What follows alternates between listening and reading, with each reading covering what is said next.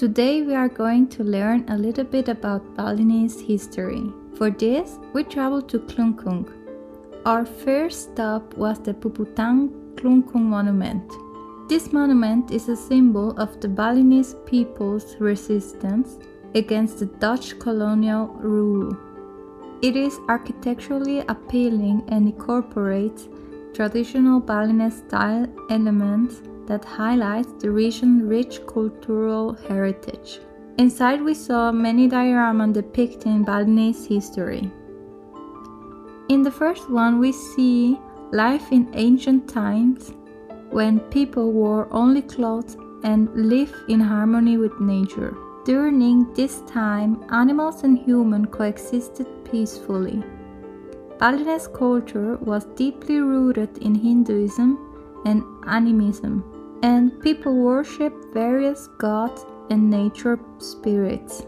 In the second diorama, we see the respect the population showed to the king. The people were not allowed to look the king in the eyes, which reflects the hierarchical social structure where the king was considered divine and untouchable. In the third diorama, we see the king being carried by his people to a ceremony. This also illustrates how everyone had a specific role. When going to the temple, it was never done alone, but in groups, with each person assuming a particular duty. In the fourth diorama, we witness the culture of dance and music. A typical Balinese instrument, the gamelan, is shown here. The gamelan, meaning stroke, is often played during ceremonies and festivals and holds a central role in Balinese music tradition. In the fifth diorama, we see the invasion by the Dutch. It's clear that the Balinese were outmatched, specifically in terms of weaponry. The Dutch fought with firearms, while the Balinese people fought with spears. In the sixth diorama, we see a Balinese heroine who leads the fight and defeats a Dutch captain. This heroine, Igusti Ungura Rai, is revered as a symbol of resistance against colonial rule. In the seventh diorama, we see how the Balinese tried to hide their treasures. They loaded the treasure onto a boat and transported them to another location. In the eighth diorama, we see the Balinese population holding a meeting with the king, deciding how to continue the war, as the Dutch were overwhelmingly superior. In the ninth, we see the Balinese people's plan to make the Dutch believe they wanted to give up the war. But the true plan was to poison the Dutch during a meal. In the 10th diorama, we see that this plan failed, and the Dutch continued to oppress the island. In the 11th, the king is shown fighting at the front against the Dutch and being murdered. In the 12th, we see the 8 kings of Bali during that time, with the king of Klungkung being placed second. The 13th diorama shows 1942 when the Dutch retreated and the Japanese occupied the island. The Japanese regime was even worse than the Dutch. They exploited the Balinese population and forced the locals to work without food or water.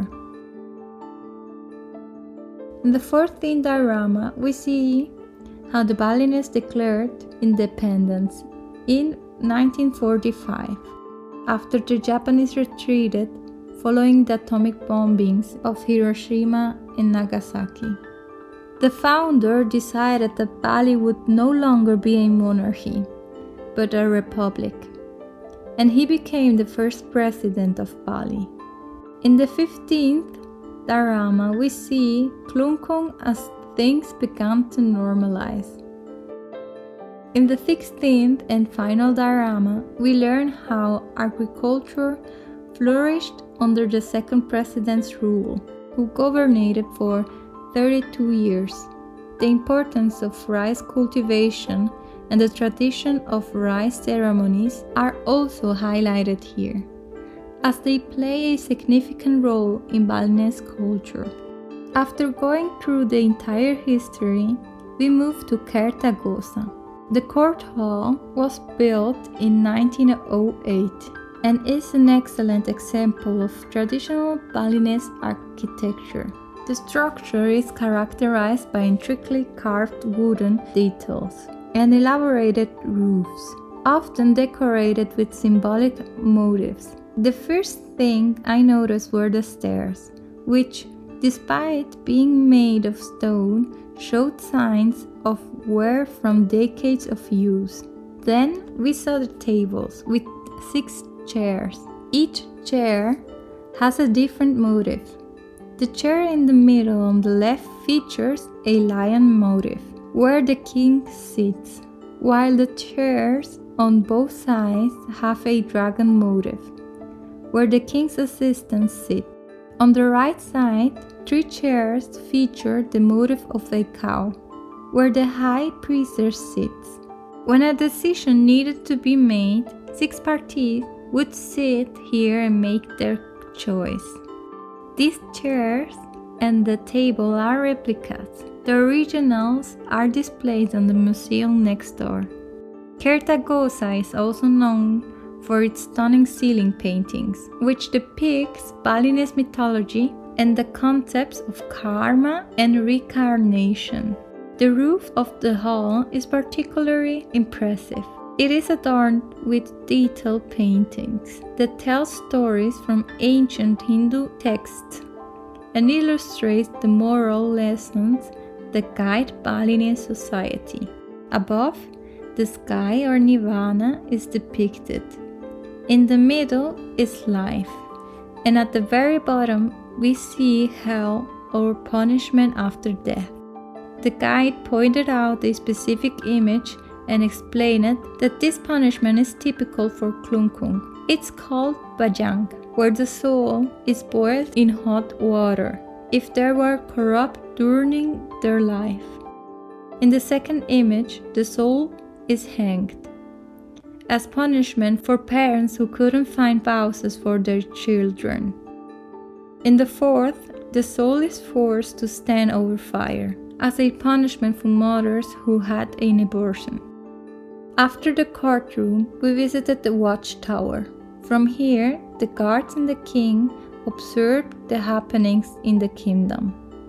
Here, we could also admire the beautiful artwork, and the guide explained that at the very bottom, the horoscope was drawn. From bottom to top, the second row represents local life, while top row depicts the history of a book. I was particularly impressed by the intricate details carved into the wood. All of it was handcrafted. Here we also see the arch that we saw earlier in the diorama. This is where the king and his followers fought the Dutch to death. Next, we visited the museum. At the entrance, we see the heroine who fought against the Dutch. I find it fascinating that there were a heroine in Balinese history who actively fought in the battle. We also saw that everything in the past was made from stone. We could also see treasures that the Dutch tried to steal from the Balinese. These are the treasures that the Balinese hid in boats. Additionally, we saw the king's crown and handmade knives. The museum also displayed many laws written on palm leaves. These texts were carved into the leaves. We saw spears, old bombs, and weapons that were used in the war. There were also pictures of the royal family, the king's seat, and the original chairs and table from the courtroom. At the end of the museum, we saw everyday life from old Balinese population, the tools used for weaving, the beautiful wood carvings, and the hand-forged knives. An interesting exhibition showed the process of salt extraction, where the wooden basket is used to collect seawater, which is then poured into tree bark and left to dry for several days. We also saw bamboo instruments. This device is called rindik. We also observed the custom used in the temple ceremonies, which symbolize both sides of life. The spirits on the sides symbolize evil, and they were called randa, meaning with a long tongue, while the good spirit in the center is called barung. We also saw how clothes used to be made from palm bark, as well as the dishes made from coconut. After experiencing all of this fascinating Balinese history and culture, I feel deeply motivated by the strength and resilience of the Balinese people. Despite centuries of challenges and oppression, they have managed to preserve their traditions, art and identity. It's truly inspiring to see how they live in harmony with their environment, with spirituality woven into every aspect of their lives.